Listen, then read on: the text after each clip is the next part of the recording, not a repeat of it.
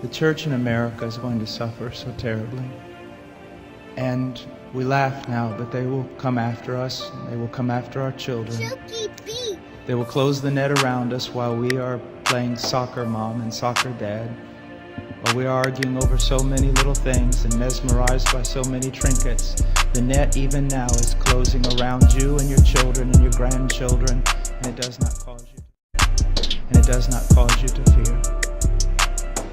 You will be isolated from society, as has already happened. Anyone who tries to run for office who actually believes the Bible will be considered a lunatic until finally we are silenced. We will be called things that we're not and persecuted not for being followers of Christ, but for being radical fundamentalists who do not know the true way of Christ, which of course is love and tolerance. You'll go down as the greatest bigots and haters of mankind in history. They've already come after your children, and for most of you, they got them. They got them through the public schools and indoctrination, and the university and indoctrination, and then you wonder why your children come out not serving the Lord. It's because you fed them right into the devil's mouth.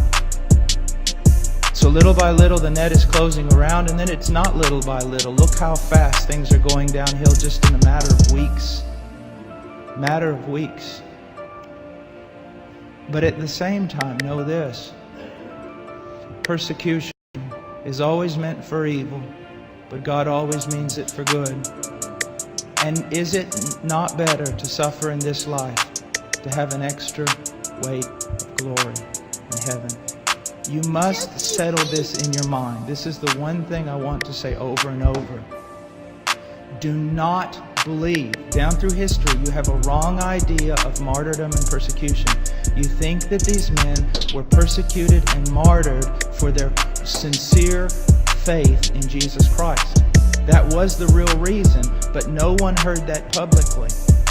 They were martyred and they were persecuted as enemies of the state, as child molesters, as bigots, as narrow-minded, stupid people who had fallen for a ruse and can contribute nothing to society. Your suffering will not be noble. So your mind must be filled with the Word of God when all people persecute you and turn on you. And if the Spirit of God in common grace pulls back and you see even your children and your grandchildren tossing in the lot that you should die. This is no game.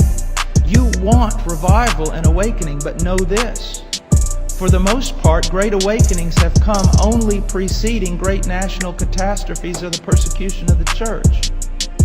I believe God is bringing a great awakening, but I believe that He is raising up young men who are strong in trust in the providence of God to be able to wade through the hell that's going to break loose on us. And it will be on us before we even recognize it. He is not done. He is not done. Now note, this is not silly talk. Apart from a great awakening, these things are going to come upon you. Be ready to lose your homes, your cars, and everything.